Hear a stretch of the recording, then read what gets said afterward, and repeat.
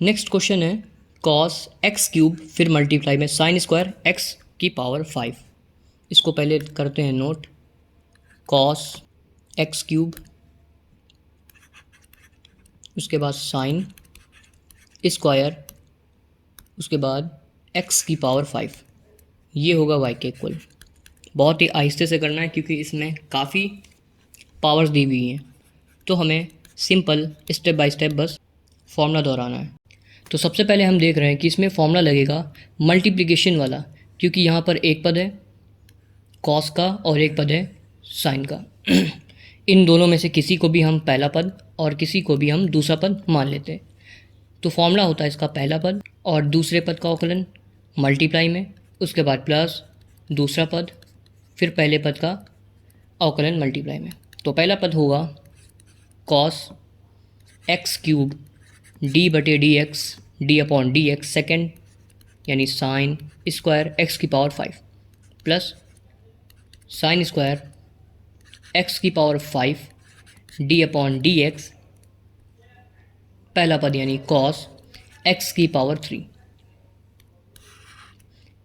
अब यहाँ पर हम देख रहे हैं काफ़ी पावर्स जो हैं एक्स्ट्रा लगी हुई हैं, यानी कॉस के पास अगर थीटा होना चाहिए सिंगल फॉर्म में तो यहाँ पर नहीं है, और वैसे ही साइन में।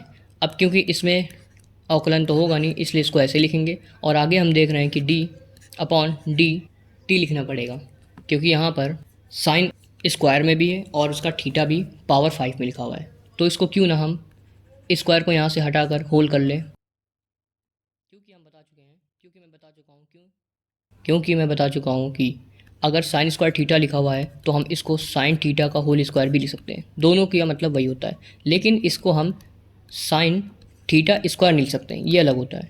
इसका मतलब होता है इस थीटा का स्क्वायर है, बल्कि इसका मतलब होता है कि होल का स्क्वायर यानी पूरे का स्क्वायर है। तो इसको हम पूरा स्क्वायर में बदल लेते हैं। अब यहाँ पर सिंपली हम यहाँ पर लिख सकते हैं टी स्क्वायर, जो कि फॉर्मूला होता है, और यहाँ पर लिखेंगे कि हमने टी माना हुआ है साइन एक्स की पावर 5 को, और फिर से जिसको माना हुआ है उसका एक्स के सापेक्ष फिर से अवकलन।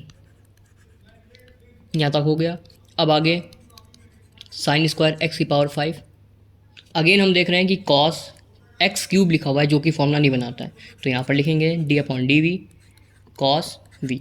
अब यहाँ पर जो 3 लिखा हुआ है ये सिर्फ और सिर्फ कॉस के थीटा के साथ है, और अगर यहाँ पर ये 3 बीच में होता तो इसका मतलब होता है कि ये सभी के साथ था।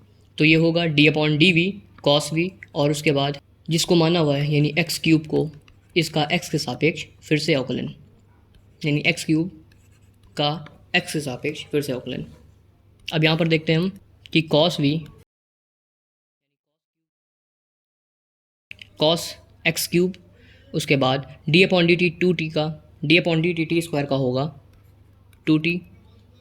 उसके बाद हम फिर देख रहे हैं कि साइन के पास पावर 5 में है, जो कि फॉर्मूला कभी भी नहीं जनरेट करता है, इसलिए यहाँ पे हम मान ले रहे हैं s, और जिसको माना है उसका x के सापेक्ष फिर से अवकलन।